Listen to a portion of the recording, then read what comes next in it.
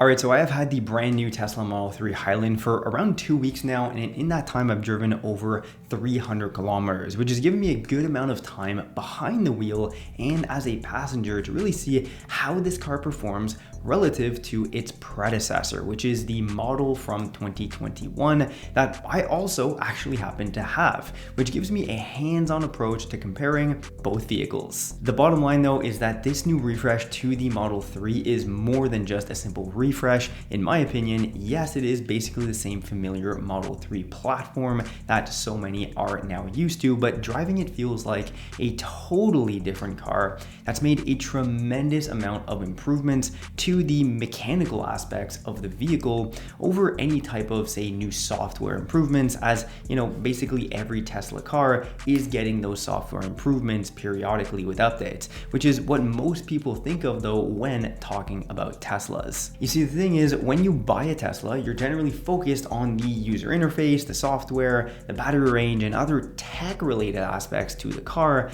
But at the end of the day, although Teslas, don't need oil changes and valve or belt replacements, they are still very much vehicles that have basic mechanical components to them that I feel Tesla have really improved on over the past 4 years, making this new iteration or generation more of a true car than the past generation. Let me explain why.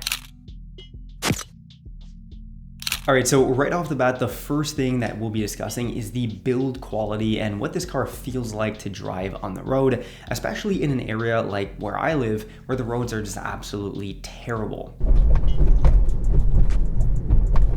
Now, when it comes to build quality, the past generation Model 3 had 3 main areas of concern that I believed needed improvement, being 1, the suspension, 2, the panel gaps, and 3, general rattles in the cabin. So let's start off with the suspension, because this is the most notable element that you'll notice as a driver and passenger. So the past generation Model 3 is pretty well known actually for its general stiffness and harsh ride quality overall, making it feel overall just less sturdy and planted on the road, if that makes any sense, than the new Model 3 Highland. And of course, it's hard to convey this feeling through the screen here for you to fully understand, but think of this as the difference between like a well thought out and engineered vehicle, let's say, versus like a first iteration prototype toy type of version of a car. That's kind of how I could explain it to you. And realistically, I'm not sure how this was achieved from an engineering standpoint,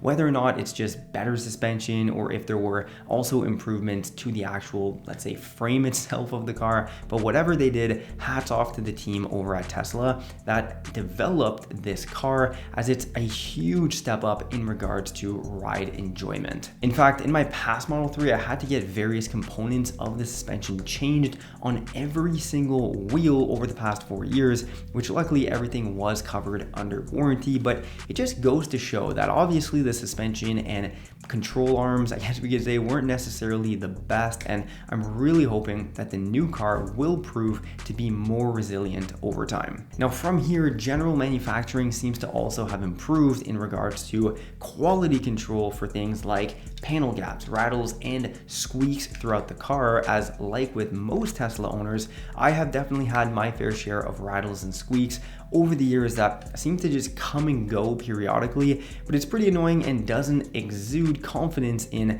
the overall quality of the vehicle itself, which is really made evident when you do drive the new vehicle. It's almost like you don't even realize how bad the old car was until you sit in and drive the new car. Now additionally, my 2021 Model 3 had quite a few panel gaps and things that didn't quite line up correctly directly from the factory. Here are a couple of examples versus on the new vehicle. Okay, the second notable improvement to the 2024 Model 3 somewhat goes hand in hand with the general build quality, being the sound insulation in the cabin, which is great for me because, well, I like to take a lot of calls in the car and I like to vlog in the car as well, where I hadn't even, again, really realized how loud the cabin in the old Model 3 was until I drove the new version for a couple of weeks. So here are 2 clips driving around town so that you can see firsthand for yourself what the sound insulation is like in the cabin between the 2 vehicles.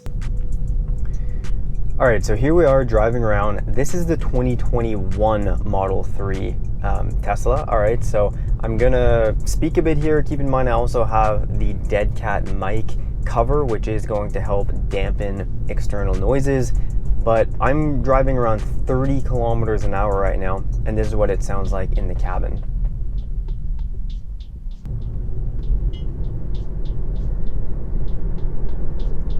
So overall, it's just relatively quite loud in here.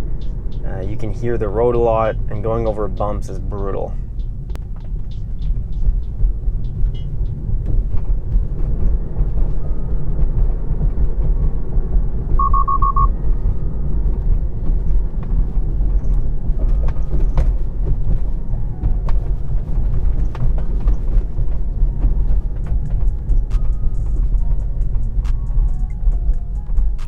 Okay, and now here we are in the new 2024 Tesla Model 3 Highland. So of course, not only is it a bit darker in here because the windows are tinted on this car, but hopefully you can make out that it is a lot quieter in here, and there's a lot more sound insulation and dampening from the overall road noises. In fact, I'll turn down the AC, and this is the exact same road, by the way.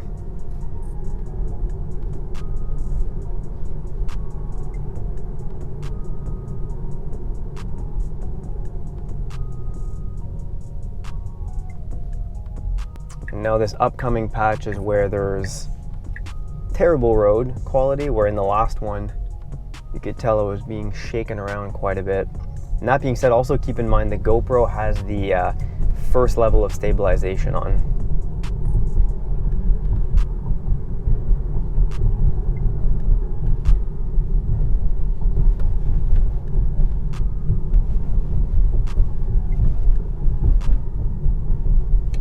Unbelievable difference. It is such a nicer drive quality than the old one. And so yeah, again, I'm not 100% sure how this was fully achieved by Tesla, but I'm assuming there might be more sound dampening materials in the doors and floor, or just thicker materials in general, along with the fact that the rear panels of glass are also double walled, I guess we could say, or double wide, instead of only the front two windows in the 2021 version, which most definitely does make a difference in keeping the sound out of the cabin. Moving into the interior, although the general look and feel has remained the same, well, Tesla has improved a few things that make the experience quite a bit more enjoyable. Notably, all right, the seats themselves, the steering wheel, and the mood lighting, of course. So let's start with the seats. Quite obviously, these seats look a bit different, but I'd say they do feel more bolstered than the past generation seats, and they are also ventilated, which is a very nice feature to have over the past generation, where this wasn't even an add-on option that you could, upgrade when ordering your car. That is something Tesla really doesn't do much of, other than the paint color and the interior color. You can't really customize your vehicle all too much. And so it's pretty straightforward, but there are now 3 heat and 3 ventilation settings to choose from in the climate control. And what's more is that the rear seats are now also heated, which was a $400 upgrade if I remember correctly in my past car for some reason. Otherwise, the steering wheel has also updated to have eliminated the need for stalks altogether that control your signal lights and the wiper blades and a couple other things as well. So now everything is just directly right on the steering wheel. And like with anything else, yes, this does take a couple of days to get used to, and then it feels totally natural. In fact, I really like having the turn signals directly on the steering wheel. You're able to just keep your hands on the wheel a lot more, and over time it does feel more natural. Now for shifting gears, having no stalk means though that it is done in 2 new ways. It's either going to be on screen itself, where you just slide up or down or tap the P for park, or you can do it up top where the dome lights are. There are a couple little buttons here in case, let's say, your car is unresponsive and you're not able to turn the screen on. This is a way that you can manually shift gears in your vehicle. Moving back to the outside, one of the main differences is of course the general look and design of the vehicle, which was, definitely somewhat polarizing in the past generation. You either liked it or you didn't like it at all. I personally didn't mind it, but I could understand why some people weren't necessarily fans of it. But with this new generation, I really don't know how you could not love the aesthetic of it. It just looks fantastic, a lot more angular and just an overall updated, more modern look that looks quite sporty. So they updated the headlights to make them more angled and aggressive, along with now integrating the fog lights, thus removing them from the lower section of the bumper. And the back has also received a full redesign with this sort of rear diffuser and more aggressive taillights, which I absolutely love. And so yeah, although the general silhouette of the car remains very similar, these small changes have really modified the look of the car in, I believe, to be the right direction. Now, of course, my new Model 3 also has tinted windows, a rear carbon spoiler, mud flaps, and wheel spacers that all really contribute to changing the stance of the car as well. So do keep that in mind when looking at these comparative shots here.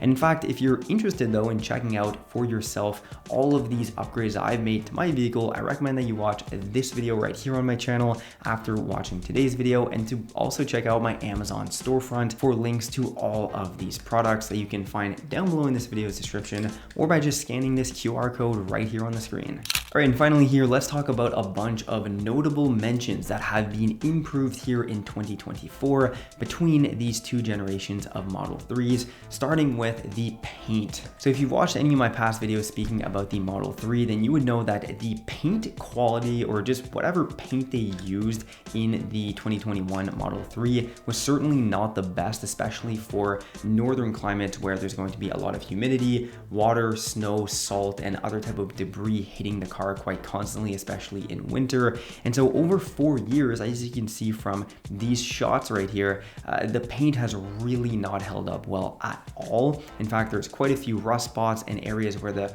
paint has completely stripped off of the vehicle, which is, in my opinion, completely unacceptable for this price point of vehicle. I do not actually know, and I couldn't find anything online as to whether or not the paint quality has improved now in 2024. I'm really hoping so. However, I am not giving Tesla the benefit of the doubt here, which is why I've installed a bunch of different components to protect the vehicle's paint itself. Like for example, these mud flaps that go quite a bit higher up on the front fender, as well as in the back rear wheel well of the vehicle, to just protect the paint, as I really don't have much confidence in it. And I've also gone ahead and installed some PPF on the front of the car. Second notable mention here, a very small difference, however, it does make life quite a bit simpler when filling up your windshield washer fluid. So by opening up both fronts here, we can see in the past generation Model 3, the windshield washer fluid is located way up at the top, thus making it relatively difficult to fill up and often spilling all over the front of the car.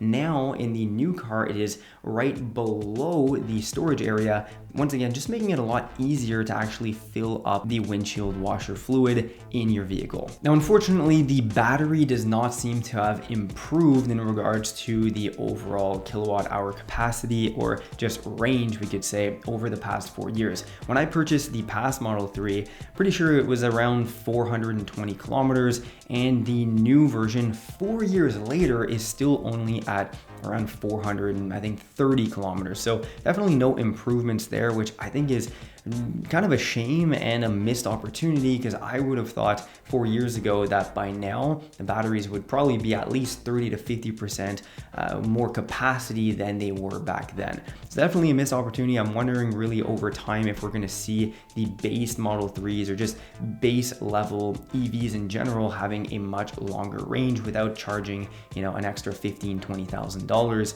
in the process. A couple other gimmicky improvements here, of course, the lighting, which is actually a nice touch, especially at night, to just give the interior cabin kind of a nice feel. And there is also a screen in the back for the rear passengers so that they can either watch movies on road trips, control the climate themselves, as well as also even move the front passenger seat forward from the back, which kind of makes it easier if someone's getting in and out of the vehicle. So that is also a nice touch. And then finally, it did come with some summer floor mats. Now, I don't know if Model 3s from say 22, 23, and even past 24 ones did also come with floor mats. Mine certainly did not in 2021.